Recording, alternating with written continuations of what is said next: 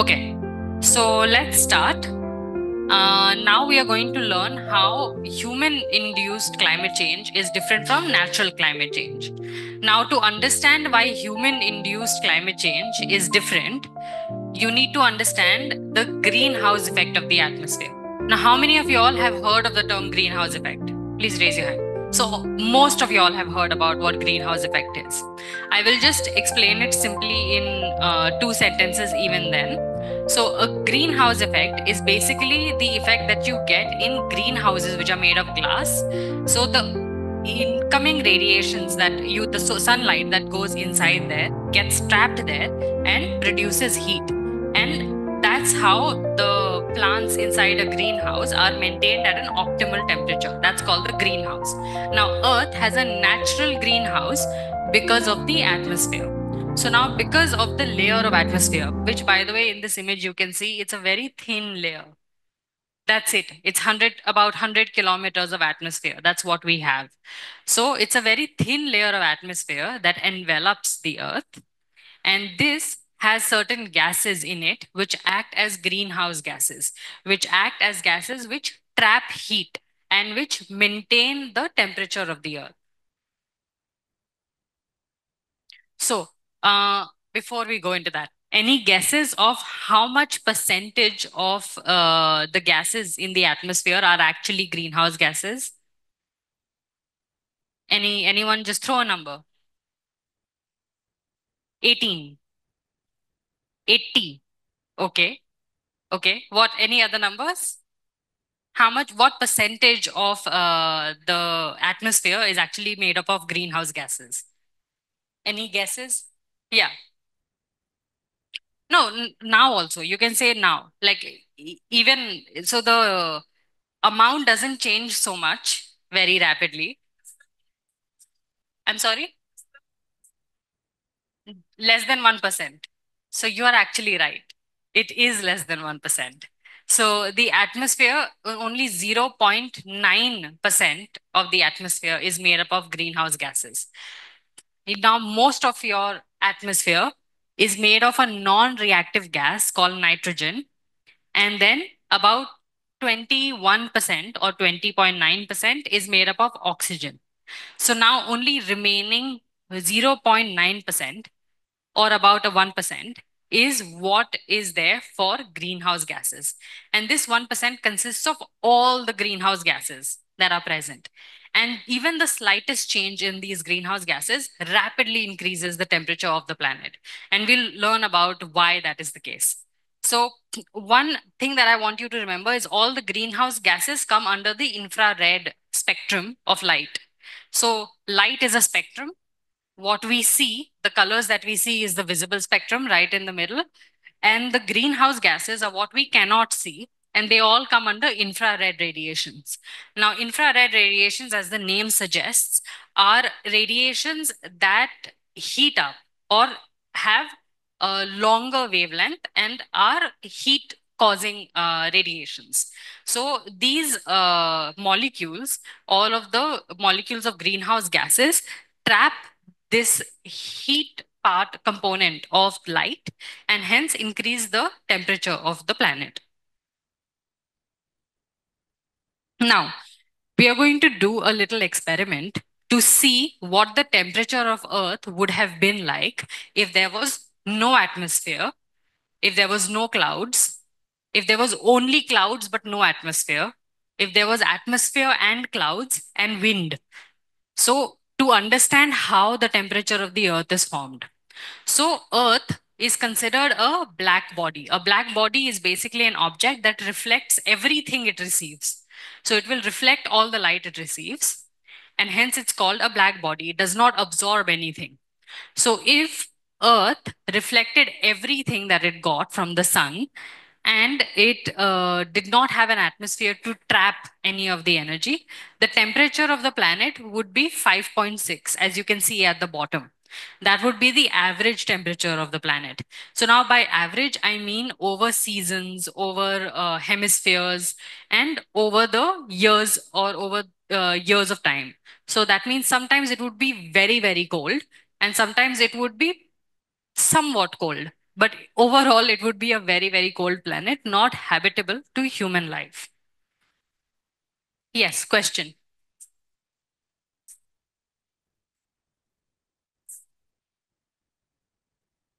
The S means temperature of the surface of Earth. So Earth is made up of many layers. Yes, F is equal to, and the sigma is actually a constant. It's a Stefan Boltzmann constant. It remains the same. The constant is 3.4 into, sorry, 5.67 into 10 raised to the power of 8. You can see on this side. This is the Stefan Boltzmann constant. So this is sigma. It remains constant. It's basically so this formula is what I showed you just before you all took a break for tea and snack. This is the Stefan Boltzmann law, which tells you that flux is directly proportional to the temperature of the planet, and incoming flux is equal to a constant and the temperature raised to 4. So this S is just the temperature of the surface. And the reason we've written S is because later on we add an atmosphere and we will put the temperature of the atmosphere as TA. So that's why it's called TS and TA. So the only take home here is that if Earth had no atmosphere, the average temperature would be 5.6. And as we've already discussed, the average temperature of the Earth has to be somewhere around a comfortable zone. So this is too cold for most life to exist. Now, if we add clouds, the thing with clouds is that they have a reflective index, which means that they don't absorb most of the incoming radiation. In fact, they reflect some. Now, this reflective index is called the albedo. So they have an albedo. And because of that, the 30% of all the flux and 30% of all the energy coming from the sun is actually reflected back. So the surface only gets remaining 70%. And then the temperature with the 17% with clouds and no atmosphere becomes minus 18 degrees Celsius. Now that is way too cold, and most mammal life will not survive. Most of aquatic life will also not survive at this temperature. Sorry, any questions so far? Okay, then we'll continue. Now we add one layer of atmosphere. Okay, so we have seen how Earth is without atmosphere, it's 5 degrees.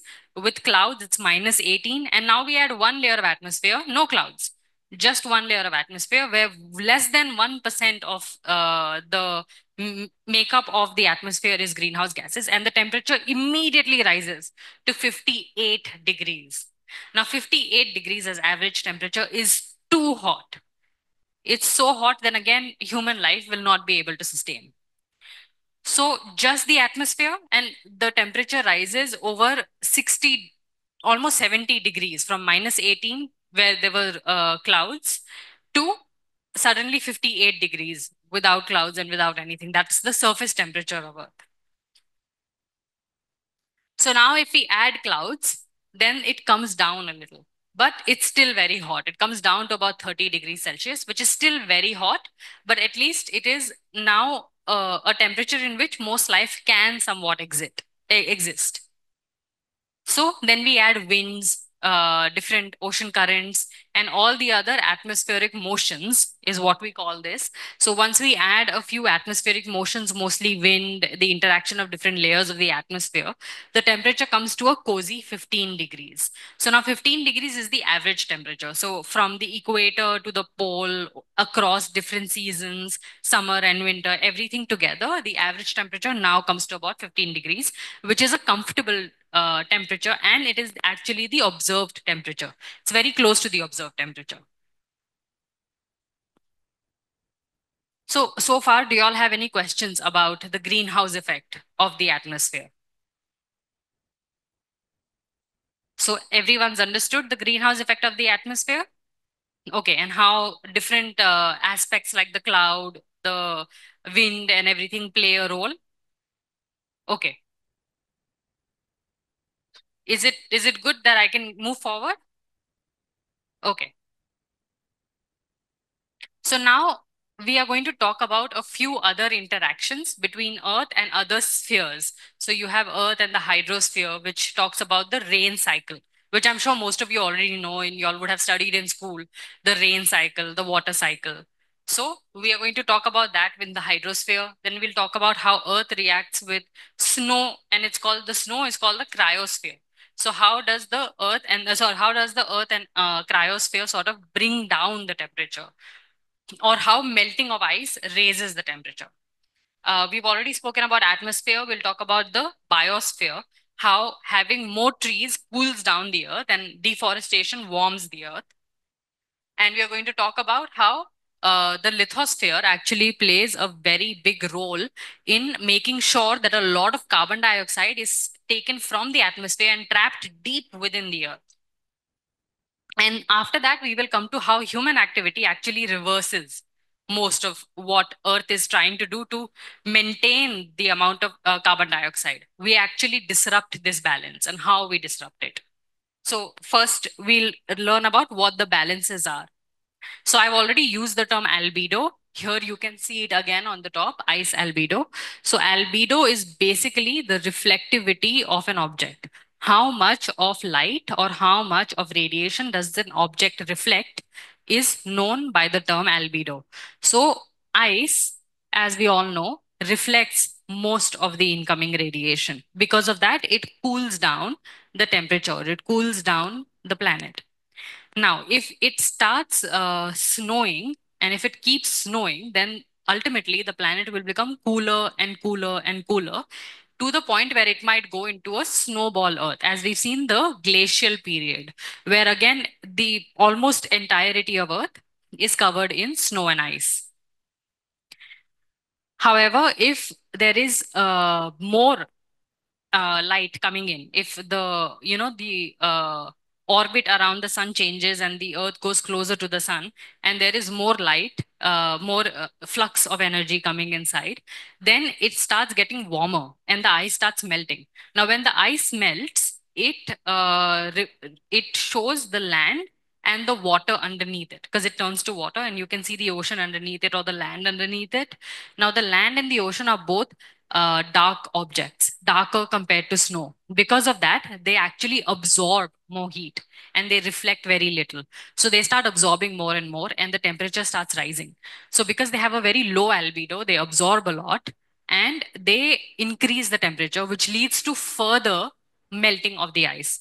So now these are called positive feedback mechanisms. So a feedback mechanism is basically when something is happening, a system is working in place, it's going forward, and then it turns into a cycle. Like that motion keeps repeating again and again and again in the same way, where more of that is happening. So once the ice starts melting, more and more and more of the ice will keep melting till no ice is left. That is called a positive feedback. So here is the image in red. You can see what the Arctic ice cover was. You want me to go back? Yes, you have a question.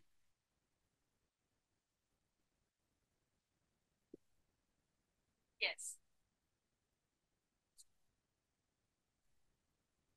Hmm.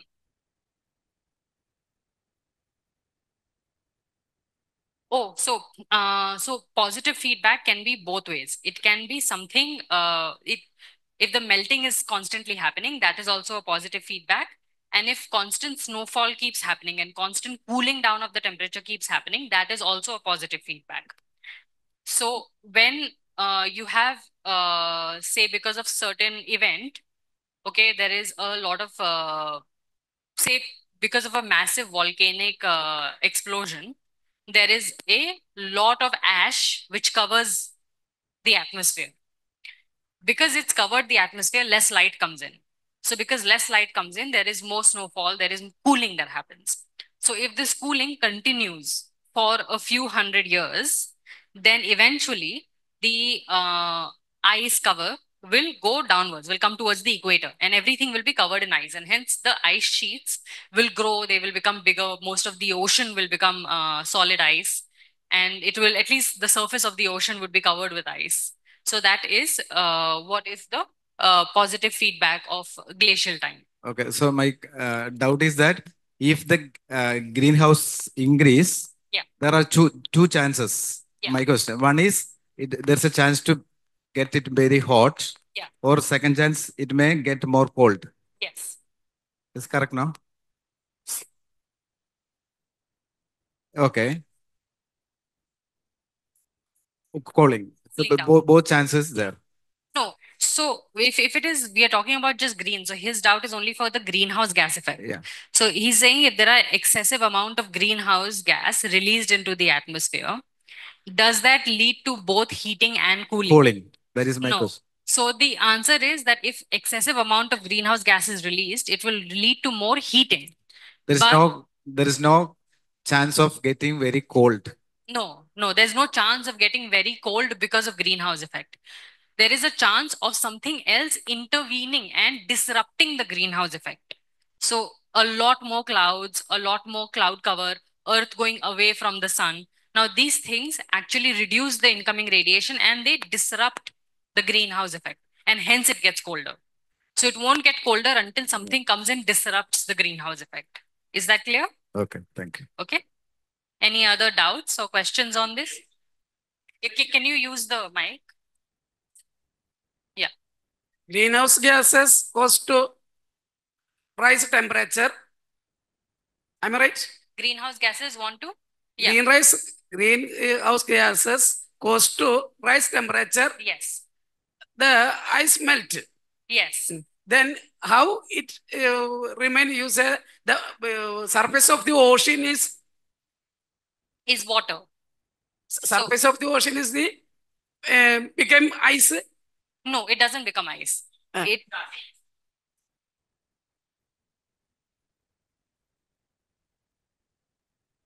Suresh സാറേ Oh, ഈ സമുദ്രത്തിലെ ജലം മഞ്ഞാവും ഉറയ്ക്കും എന്നുള്ള രീതിയിൽ പറഞ്ഞു ഇപ്പൊ ഒരു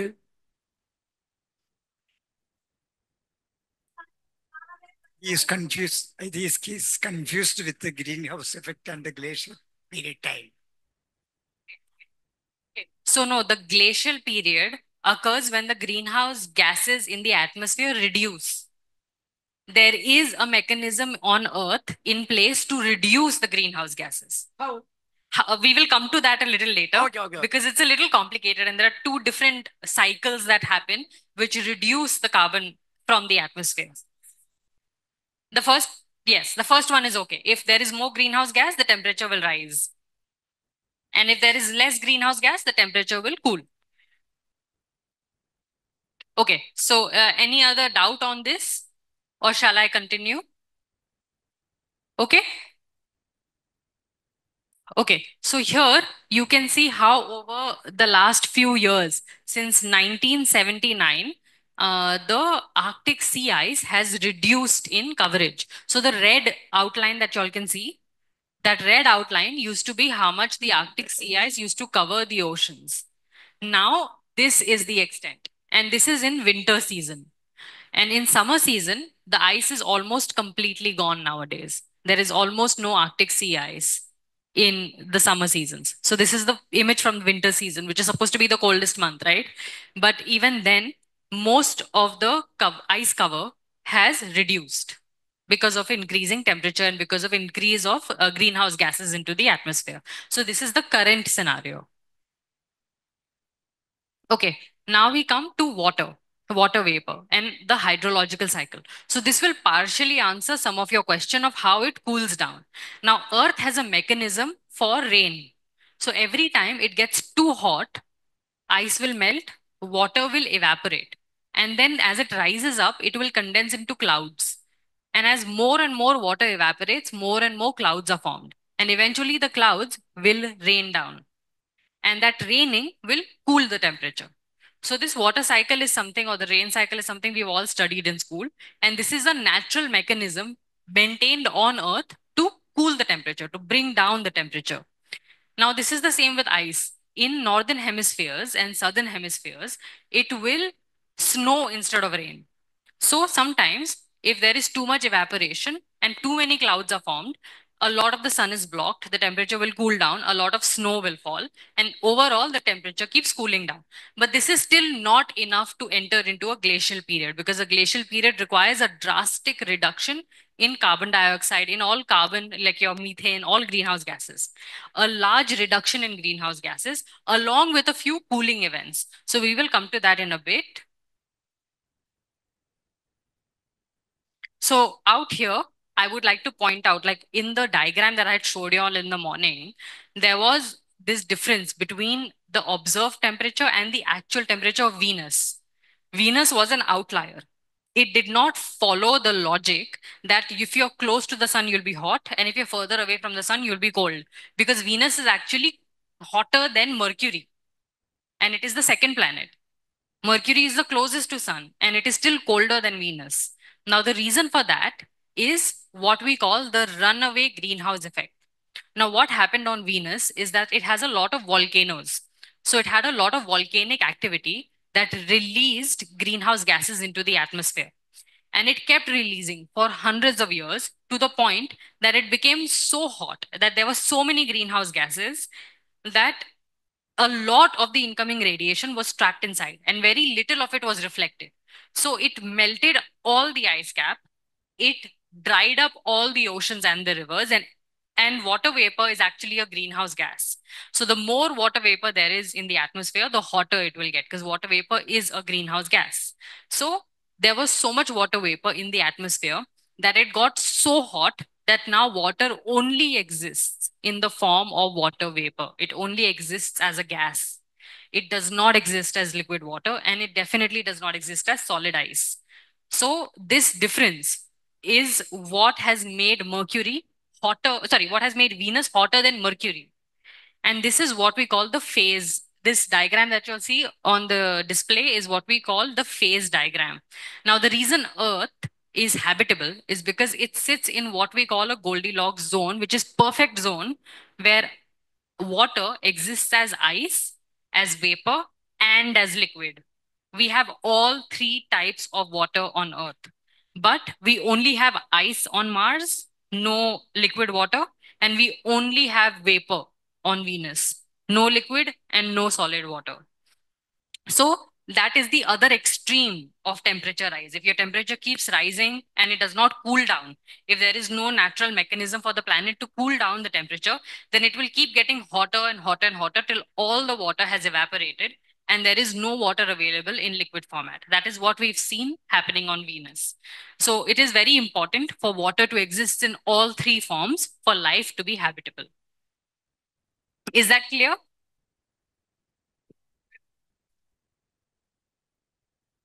So if the temperature increases, as you can see, this is the curve along which you have like liquid water in this area only, ice in this area, and all of this is vapor. As the temperature increases, Earth moves up on this. And as it keeps moving up on this, all of the ice starts melting. And once ice starts melting, it will only have liquid water and it will have vapor. And then it can either go here on this side, which is deviating from the curve. So it becomes only vapor, no liquid. So the higher you get, the higher chances of you leaving the liquid zone and getting into the vapor zone. Is that clear? Does that answer your question?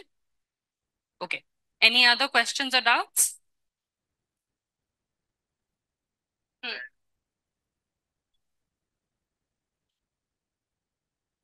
That's not due to the water vapor. That's actually due to the ground radiation. The ground also absorbs a lot of radiation, a lot of heat, and it releases that in the night. So that is why sometimes in the night, it's hotter than it was during the day, because all throughout, yeah. There are extreme temperature in deserts. When in the daytime, you will have temperatures of 45 more than 45 degrees. And at the night, comes to around 1 or 2 degrees. That is extreme temperatures that can be seen, because whatever heat is absorbed by the surface of the earth in the daytime will be radiated back. Is that clear? Okay, so that's actually a local weather event. It's not a massive climate event. It's not an overall climate scale. Okay, So now that we've understood the difference between Earth, Mars, and Venus, and why life only exists on Earth, not on Mars and not on Venus, we've understood how important the water cycle is to all of this. What about other? There's no life on most of the other planets, and that's because they're not sitting in that perfect zone where water exists in liquid, solid, and gas form. They are not at that perfect spot. Have you heard of the phrase "water is life"?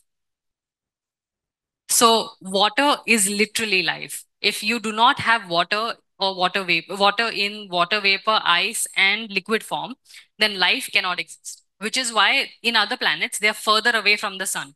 So they are much, much colder. Life cannot exist on those planets. And on a lot of planets like Jupiter and Saturn, actually there is, I'm sorry? No, they don't have ice. They don't have ground there. So It's a gas planet. yeah, You go in from one end, you can actually come out from the other end. It's a gas planet. So there is no land on Jupiter and on Saturn because they're gas planets. Jupiter is also a gas giant. Yeah, it's a gas Okay. giant. Yeah. So, So all planets after Jupiter are all gas giants. They are just composed of gases, and there's nothing else. Like there's no ground in there it. is a nucleus, there is a core, but except for the core, there's no solid mass. They're all hot gases. What about Mars? So Mars has Yes. ice, I think but it does not have liquid water. there's a confusion. And it does not have water vapor. Also, it has a very, very thin atmosphere. Very thin atmosphere, no oxygen. So life can't exist there. But it has ice. It has ice caps on both the poles. Sorry, are you searching if Jupiter is also a gas giant? It most likely is a gas giant. But go ahead, search. This also happens. A lot of people, it's good to doubt. It's good to criticize, and it's good to know. Yeah. It is a gas giant, yes. Yeah.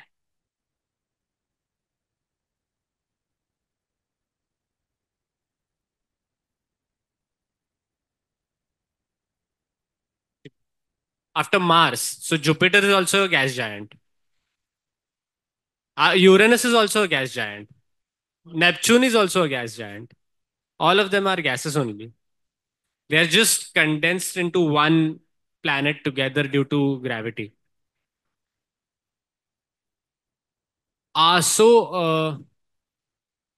Yeah, I think there is ice on those planets, but not ground. Yeah, I'll check. Okay. Any other doubts or questions regarding this? So now you all have understood why life only exists on Earth. Yes.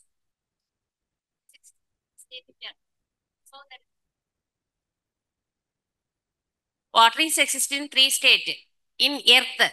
So land breeze and sea breezes are also control the climatic changes. Okay, so it's cool down and changes to ice.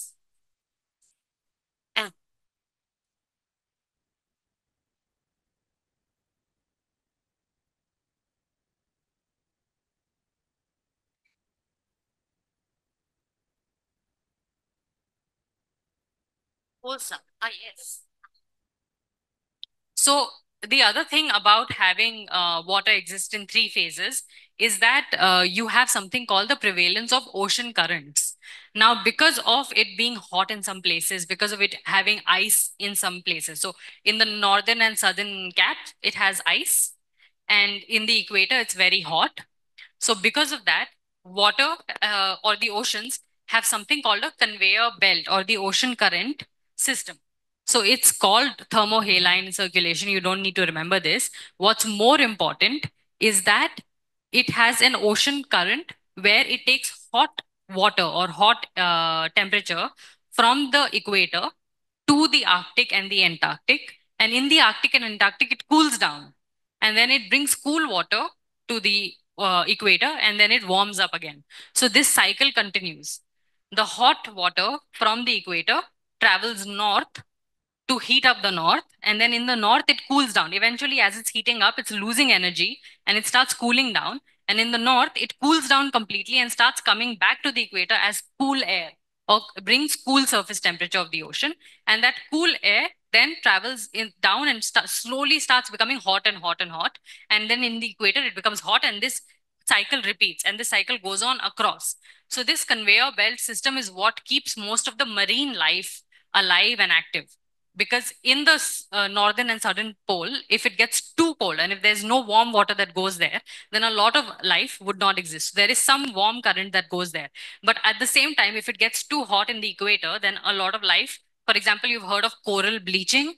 So corals get bleached or become in acidic water or in hot water, they get bleached and they lose their life. That happens also in hot water. So you can't have the temperature be too hot or too cold. So this just right amount of temperature or this perfect amount of temperature is maintained through this thermohaline circulation, through this conveyor belt of the ocean. Now, I have spoken about biosphere and I've spoken about how trees actually have a lower albedo than the land. But not only do they have lower albedo than the land and hence they're cooling, but also trees respire, they breathe. So they release water vapor and they take in carbon dioxide. So they are one of the natural ways in which Earth sort of controls carbon dioxide. It's by taking in carbon dioxide and storing it within the tree, storing it in the tree. So actually, when they say that, you shouldn't cut old trees and planting new trees is not going to take away all the carbon dioxide released by cutting old trees, because an old tree has been trapping carbon dioxide for years, for decades. And if you cut it, then all of that carbon dioxide that it absorbed is released immediately. It's released at that time, it's released in one go. But if you plant a new tree, it's going to take again that many decades to absorb all that carbon dioxide, because trees are not magic. They are living creatures. They grow slowly, they absorb slowly, they rise slowly.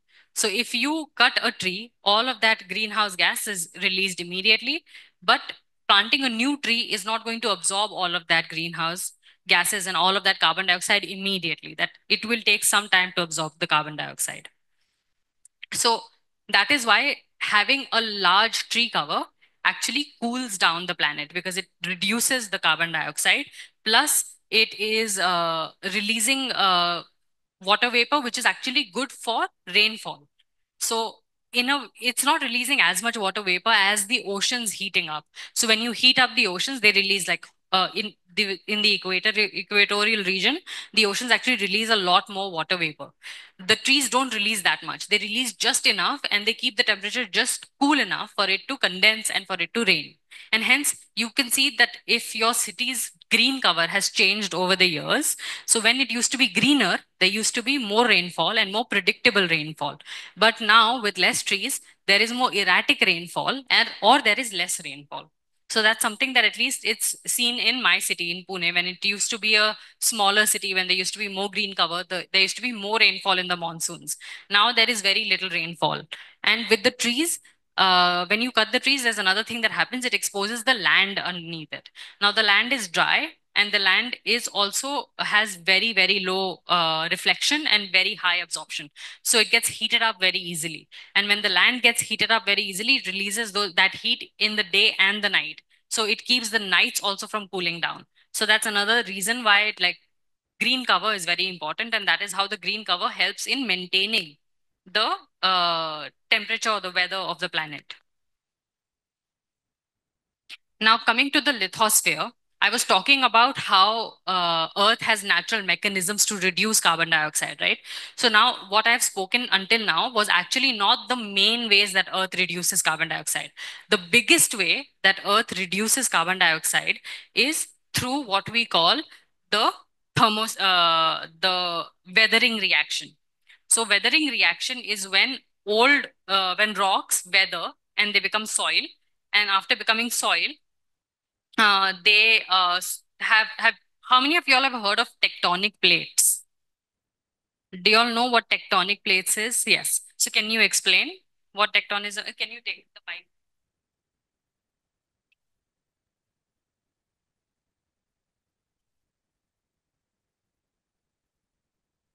Actually, I couldn't explain it very scientifically, but my idea, actually before forming the what continentals right now, that is being changed through years.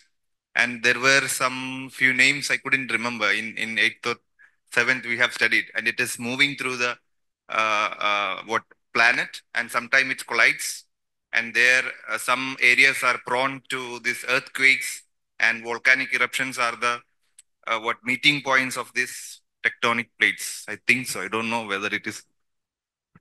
You're mostly accurate with that.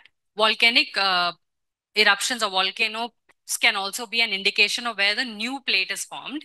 And earthquakes happen when when two plates which are floating on the earth. So earth is made of multiple layers. The layer we live on is not very solid. It actually moves, but it moves very slowly, and it moves. When I say it's not very solid, it's solid for us. It's just not solid from maybe Earth's point of view. So they are plates which float on the molten lava which is at the bottom, and these glide over. And when they meet with other plates, they either form mountains. So Himalayan mountains are actually a very good example of tectonic plate movements. However, the Nilgiris are not an example of tectonic plate collision. So sometimes when they collide, they form mountains, but there's also form earthquakes. And when there are, sometimes they also form volcanic eruptions. And in some places, volcanic eruption actually leads to the formation of new plates. So now, what? Yes. Yes, there is a plate which is moving away from. That will be in thousands of years. It won't be anytime soon, but yes, it is moving there are three plates that make up Africa. One of them is slowly moving away from Africa and moving towards the Indian plain. So yes, that is correct information. So what happens in weathering reaction, or what happens in the lithosphere, is that these plates, which are made of soil, which are made of sand, and this soil and sand actually has a lot of carbon in it. So what happens is, in the ocean, there are these small creatures that eat carbon dioxide, that absorb carbon dioxide and convert it into calcium silicate, convert it into silicate, which is your sand, or convert it into your seashells. So all this seashell and sand lying at the bottom of the ocean will go within another plate. So one plate goes within, when they collide, one plate goes within the other or below the other. So the plate that goes below the other will take all of this matter, all of this sand, all of this carbon that it has absorbed from the atmosphere, and put it inside the earth. And volcanic reactions will throw all of the carbon dioxide and all of the carbon that it has absorbed back into the atmosphere. So this is actually the biggest cycle that maintains the amount of carbon dioxide. The reason we don't have carbon dioxide just spewing into the atmosphere is because a lot of plants and fish in the ocean absorb it, convert it into sand, and convert it into your seashells, and those go within the land, and they stay inside the land until a volcanic event. And now, how many times have any of us observed a volcanic reaction? Have we seen volcanoes erupt? No, it's not very common. It's very rare. And it's in some countries only that you have active volcanoes. Every country does not have an active volcano. So the event of volcanoes erupting and throwing all of this carbon dioxide and all of this carbon back into the atmosphere is actually very low. So, and it happens over a very long time span, which is how Earth naturally maintains this cycle. But that is also where humans intervene. So I will talk about the carbon cycle, which is where actually humans intervene. It talks about how humans enter this system that Earth has put in place, where everything happens like clockwork over hundreds or thousands of years. Everything happens slowly, and all functions are created such that they maintain the optimum level of carbon dioxide.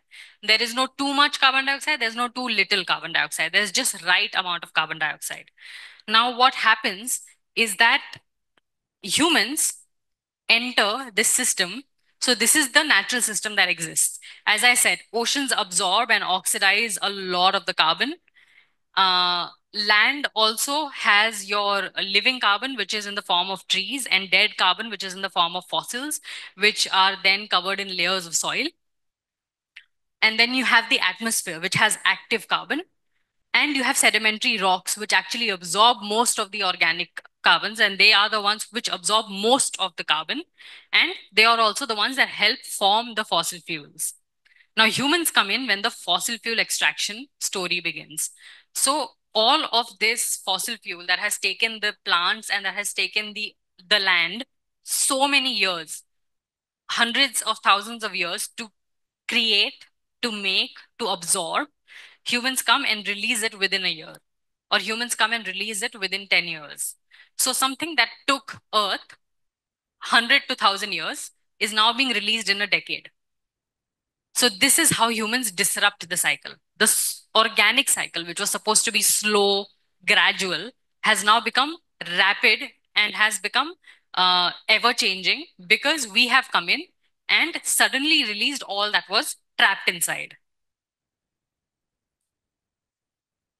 So as you can see, through all of these systems, your atmosphere, biosphere, lithosphere, hydrosphere, cryospheric systems, there is a cycle which is maintained. It rains, there's snowfall, there is wind, there is your ocean currents. All of this maintains the amount of CO2 and preserves it in the, all the excess CO2 is preserved in the form of oil and coal. And then humans come in and extract all of that. And now we have released so much carbon dioxide in the last 100 years that it has been higher than what was observed even in most of the interglacial periods. So now here's the thing.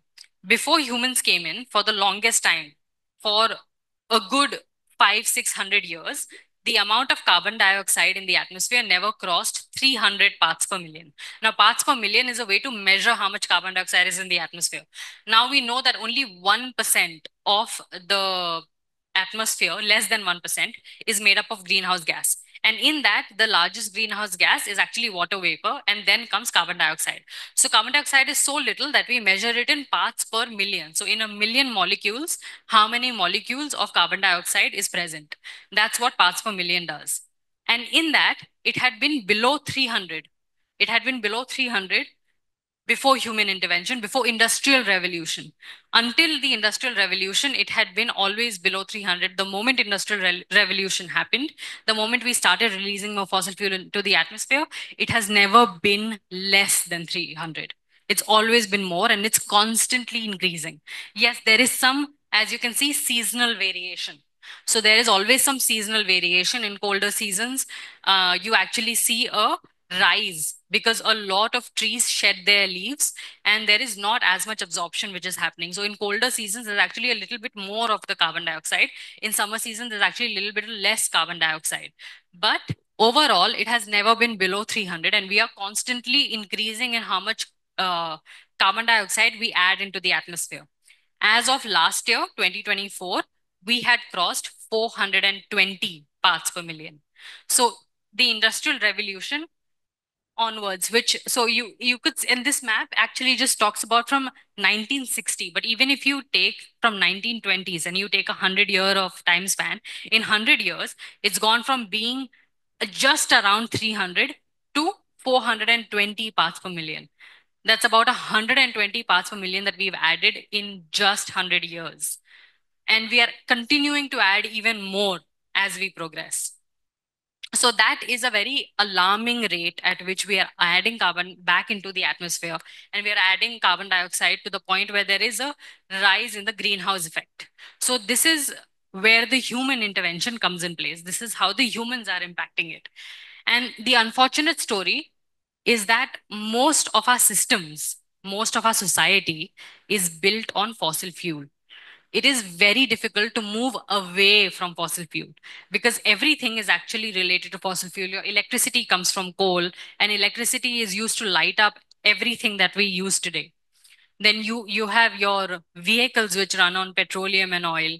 So we have created an entire systemic systemic institution which runs on fossil fuel, making it difficult to go away from fossil fuel. Now, you might say, oh, maybe electric cars are slightly better. But if electric cars are being powered by the grid, which is being powered by coal, it actually doesn't change much because you're just changing from using oil and petrol to using coal for running your car. But if you have maybe solar panels installed on your rooftop and you're charging your car through the solar energy, then that breaks the cycle because suddenly you're not relying on fossil fuels, you're relying on solar energy. So hence changing one part of the system is not the answer. Having a systemic change or changing the system at the entire level is what will actually give us a more sustainable future, a more livable future.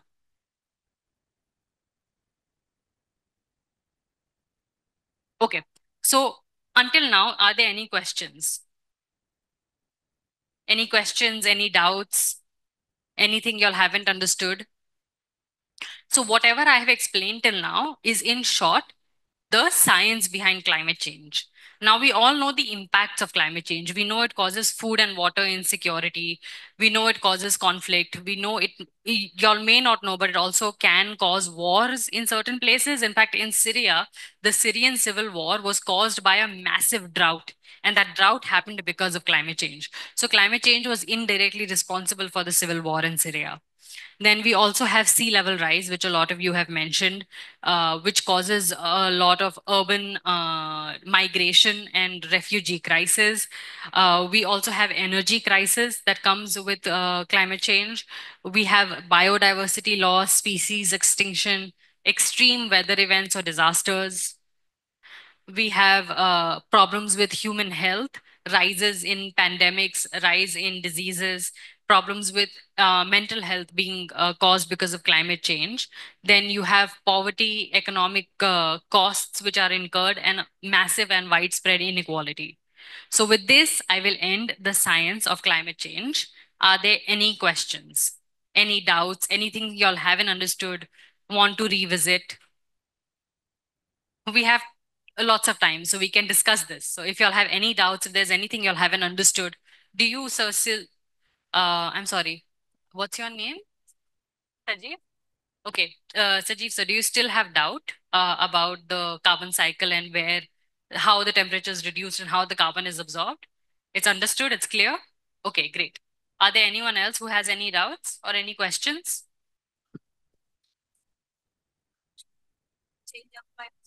Population?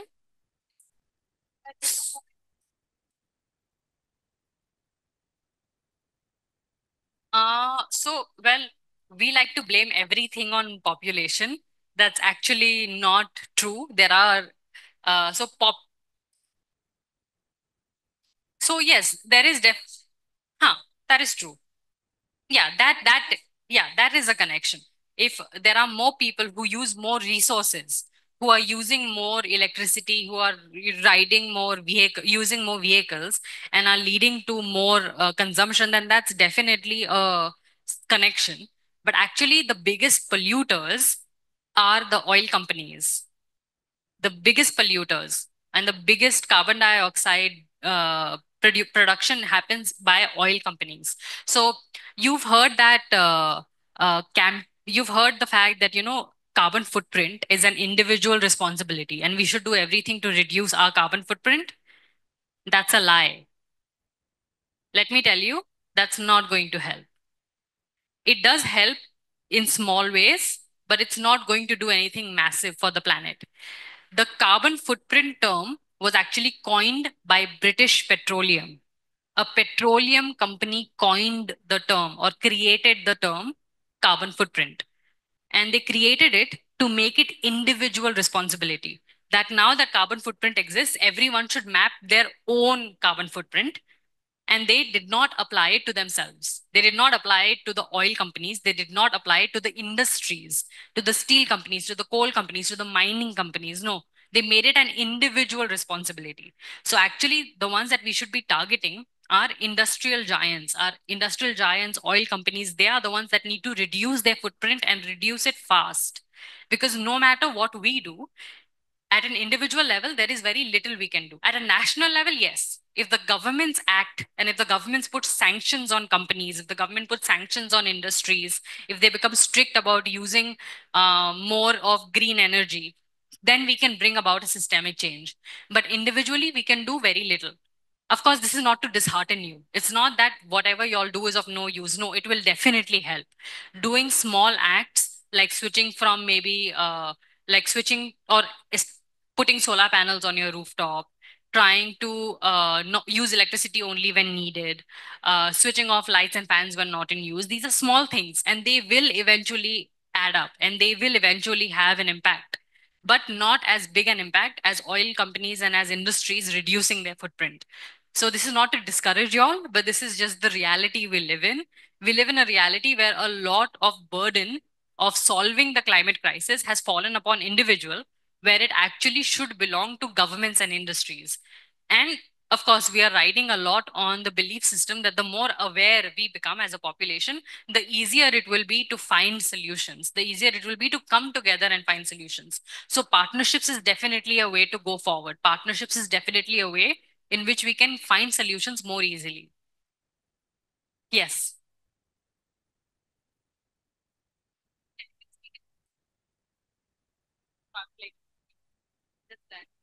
അതായത് നമ്മുടെ അന്തരീക്ഷത്തിലെ carbon dye ഓക്സൈഡിനെക്കാളും കൂടുതൽ green house gas ആണ് water vapour എന്ന് പറഞ്ഞല്ലോ. അപ്പോൾ ഇപ്പോഴ് നമ്മുടെ ഭൗമാന്തരീക്ഷത്തിൽ അറ്റ്മോസ്ഫിയറിൽ ഈ വാട്ടർ വേപ്പർ ഹീറ്റ് കൂടുന്നത് കൊണ്ട് ഹീറ്റ് കൂടുമോ? അതാണ് എൻ്റെ സംശയം.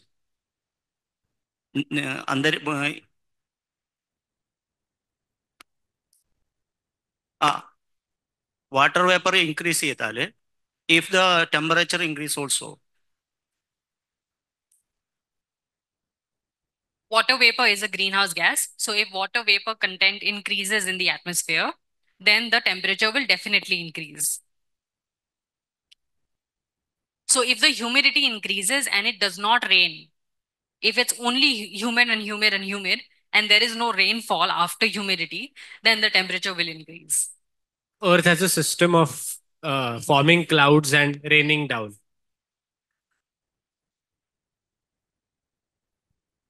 Yeah. So sometimes when it's humid and rainfall happens, the temperature comes down. Yes.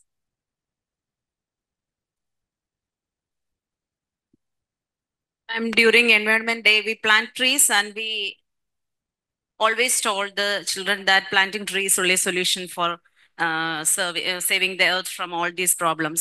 So what's the role of plants and ocean in case of this maintaining the balance of earth? Or how much amount of oxygen can produce by a single leaf or plant? And how does the earth protect us from all this? Sorry, ocean protect us. Yes, the difference in contribution between plants and ocean. Can you explain? Plants and ocean. So I don't know the exact amount of carbon dioxide absorbed by a leaf, but definitely planting tree is a good beginning. Stopping deforestation is an even better beginning. So you plant new trees and you don't cut the old trees. That's definitely the best solution. But when it comes to the difference between plants and oceans, now oceans are the biggest carbon sinks. They are even bigger carbon sinks than the trees. And the simple reason for that is there is less land and there is more ocean.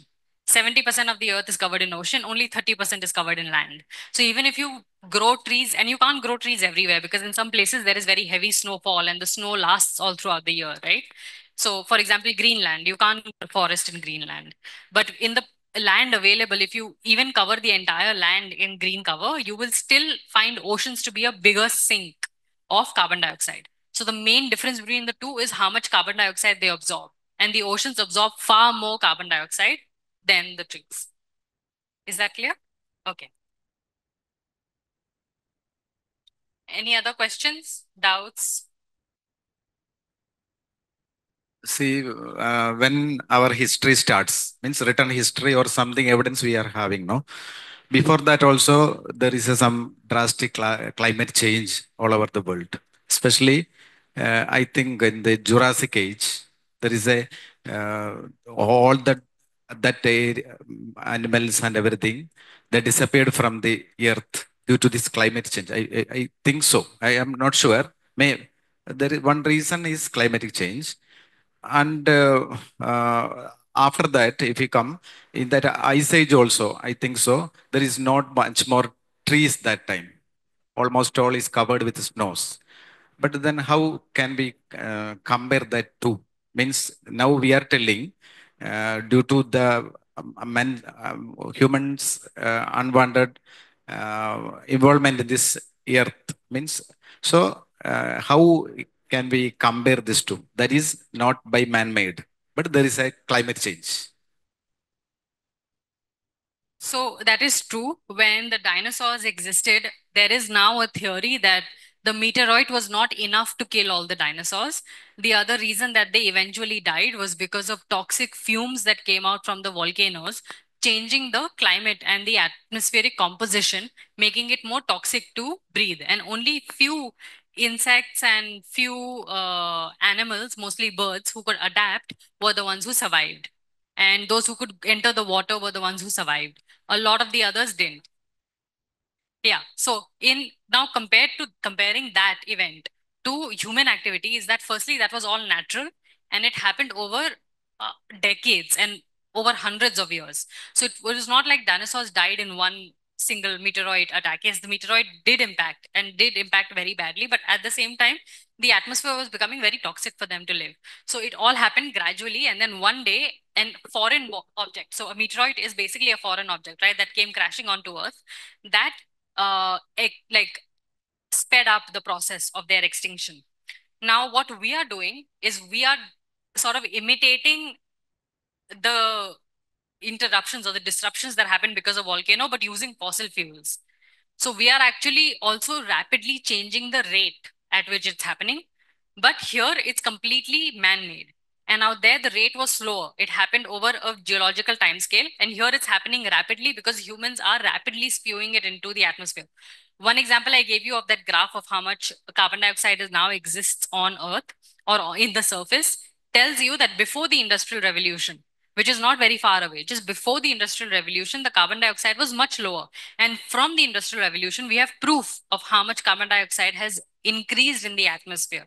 And with that increase, the temperature has increased. So what we are doing, which is different, is that firstly, we are directly affecting the system. The dinosaurs did not directly affect the system. We are directly affecting the system and we are changing the rate of change of climate change. So the rate is what is the keyword here. The rate of change is what we are adding to the natural climatic system. Does that answer your question? Okay. Yes. Sorry, she has a question and then I'll take it. Ma'am, shouldn't we discuss the politics of climate change? That means we always, at this context, IPCC and all the intergovernmental discussions and the debates are always going on there. And the developing countries like us and the developed countries like America and all are always in conversation that they accuse us to reduce our livestock, reduce the agricultural farming and use of the cow dung as manure and all, to reduce the methane production, because methane has more impact than carbon dioxide. But the luxurious life of all those developed countries, per capita emission of carbon dioxide is much more than that what we do in our countries. So in this group, shouldn't we discuss about all those politics of behind this climate change, and shouldn't we gradually make aware of our children also about this politics? What do you think? What is your perception? My question is extend to this question. The global warming is a man-interrupted phenomena. Yes. Here, which man? The basic question is which man? In the American people's per capita carbon emission is, I think, 28 point something tons. Other side, the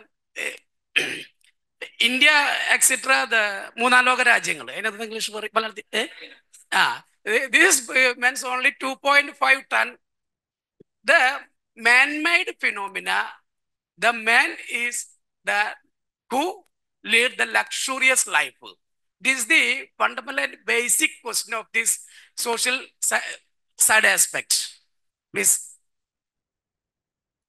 So you both are absolutely right. It is true that the developed nations have done more harm than the developing nations. And actually the country with the highest per capita like emissions is Singapore. Singapore is such a small country. It is a city country actually. And it has the highest per capita emissions. And that is because if we all lived like Singapore lives, or like Singaporeans live, then we won't even have 2 years before we cross the 1.5 degrees Celsius. We will have exactly 18 months actually before we cross the 1.5 degrees Celsius mark. But it is unfair and it's not humanitarian for developed countries to ask developing nations to reduce their carbon footprint when they have exploited these resources to reach where they are.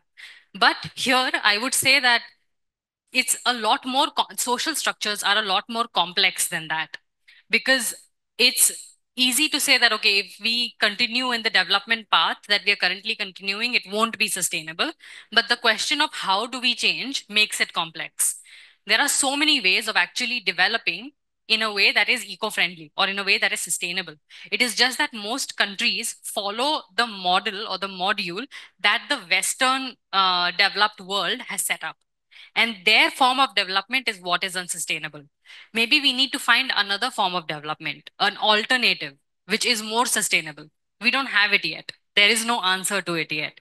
There are lots of theories, yes, but we haven't tried any of these theories. So we eventually have to find a way of development which is sustainable, which is eco-friendly, but we shouldn't stop development just because it is harming the environment. We should find a way of development which is in tandem or which is in good faith of the environment, which takes the environmental as its core value and still manages to develop.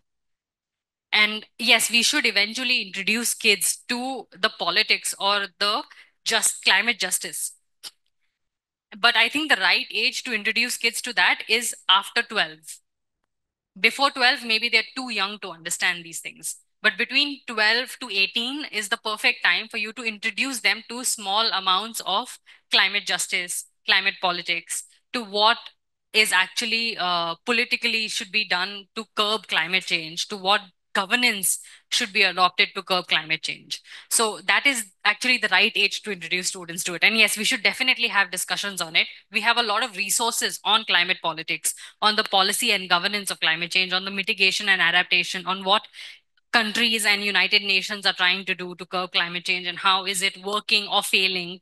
In some cases it is failing, in some cases it is working. So what is happening? So y'all can go through all of these resources in the second part. Once we come after lunch, y'all will actually be going through all of these resources and learning more about it. Any other? Yes, you had a question. Sorry, can I take this? Madam, last summer in Kerala, especially in our village, we experienced the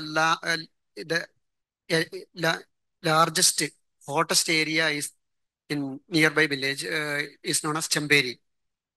In last summer, why that happened? And there is an airport recently. The airport had recently been built there near the Chamberi. Is there any relation between these two statements? Has the forest cover or the green cover been reduced to create it? To create the airport? Were the trees cut down? That airport side, there are many laterite stone areas. Laterite stone areas. There are no forest area. There is only laterite stone areas. And this is 20 kilometers away from the particular area. Then it's not necessary that they are related to each other. There are a lot of other factors affecting the climate of microclimate of an area. And that does involve a lot of like your overall changes, your overarching changes in the macro climate.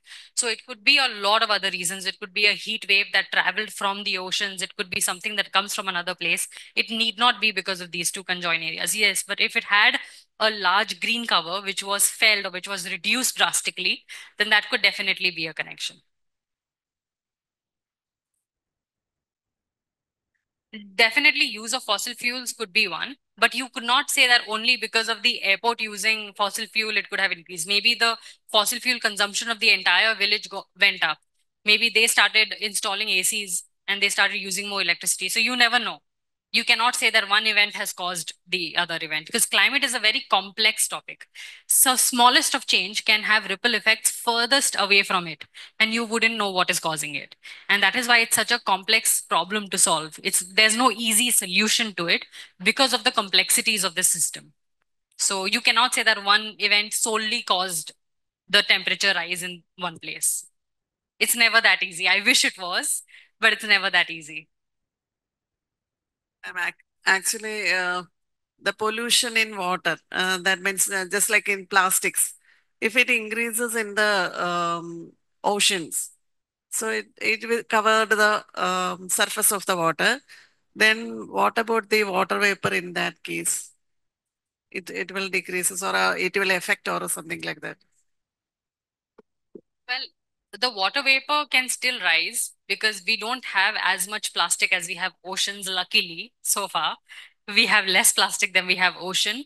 We do have a plastic problem in the ocean, but it is not massive enough to impact the overall impact of oceans in the climate story. The impact of oceans in the amount of water vapor that exists. It's not big enough to have an impact. It's more causing a health problem to humans than causing a problem in the system of climate change. Anyone else? Any other questions related to the science of climate change, related to fossil fuel consumption, what we discussed? I think we can't live without the industrial production because it's all are our part of life. Everything we are using is a part of industrial production. The only thing that's whether we use it is less or we becoming a useless citizen. So that's the difference. And I think in European countries, the new concept like minimalism, such things are coming. So such things will help to protect our environment. I think so. So you're absolutely right. There are a lot of systems that we are living with. And unless and until we bring about a systemic change, it's not going to be possible to drastically change our lifestyle. And in fact, we should not be drastically changing our lifestyle. We should be gradually changing our lifestyle. We should be gradually moving away from, consuming electronics that are mined to consuming electronic items made from recycled metal. There is always that option, right? There is always an option that at an industrial level, instead of mining for resources, they start recycling resources and using metals from that. And a lot of industries are actually doing that. They are slowly going towards it. It's just a matter of time. We don't have too much time and we have to act fast. But we are slowly taking steps towards changing, bringing about lifestyle changes, bringing about systemic changes. And I think that is what is the most beautiful part of being a human being. I'm very hopeful when I talk about climate change, actually. And the reason for that is that all of you are here today to learn about climate change. The fact that all of you have traveled from different parts of Kerala and come here to learn about climate science or climate change shows that there are people who are willing to do something to change the system, to work on the system, to reduce our carbon footprint, to overall bring about systemic changes, to bring about industrial changes, to bring about climate justice. And that itself is what is so beautiful about human beings, that we never stop trying. We always keep trying. There'll always be someone trying to find solution to something. We're always fighting against whatever the system is giving us. And that is why I'm very hopeful when it comes to climate change, that we have this, we can do this. As a collective, as a community, as a species, we are capable of protecting our planet, and we are capable of raising a generation of warriors who will be able to do better and do just by the planet and by the resources and for the people.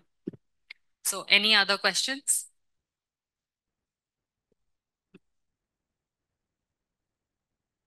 I'm sorry?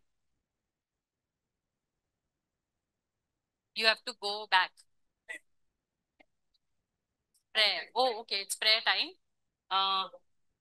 Yeah, you can, please. Yeah, sure. Okay. So we will break for lunch at around 1:15.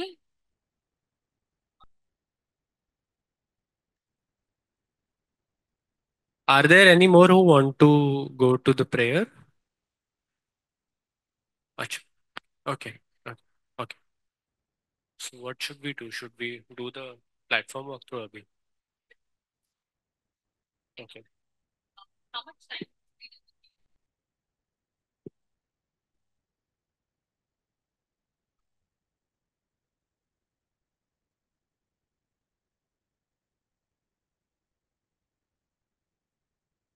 Okay.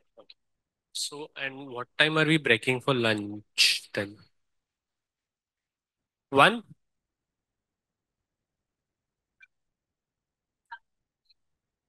Oh, okay.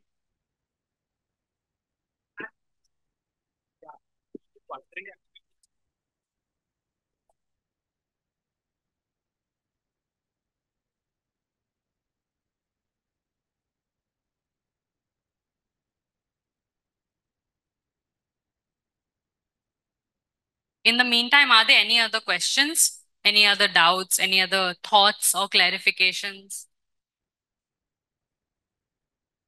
Was the session easy to understand? Did you all follow through the science of climate change? Yes. Yes, ozone is also. Yeah.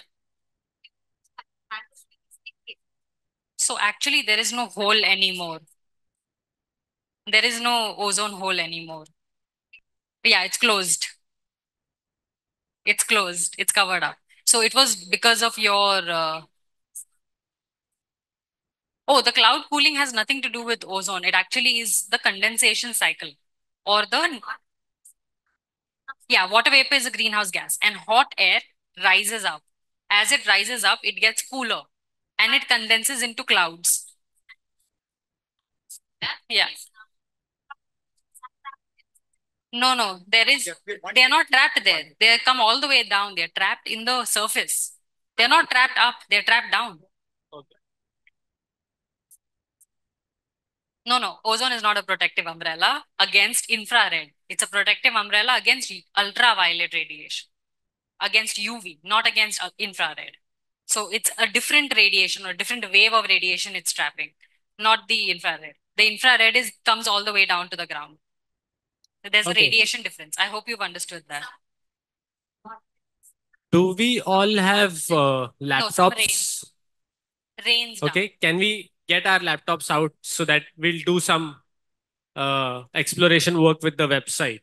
Okay, I'm going to show or walk you through the website that we have developed, and I'm going to teach you how to search for resources on those on the website. So that we'll do a platform walkthrough now, and then we'll break for lunch around 1:15. Okay. Yeah. So please remove your laptops or on your phones as well. Yeah, you can. It's preferable if you have a laptop. If you don't have a laptop, find a partner who has one. Yes. Or the last option is like searching it on your phone. That's the last option. It will be better if you can at least firsthand have the experience of watching it on the laptop, so that you understand the structure of the website well. We'll provide you with better way. internet access. So if you can Yeah. just remove your laptop, we'll give you the Wi-Fi password and all. Yes. Uh, Okay. Yeah, I will share my slide deck. I will share all the videos that I showed as well. I will be sharing all of this.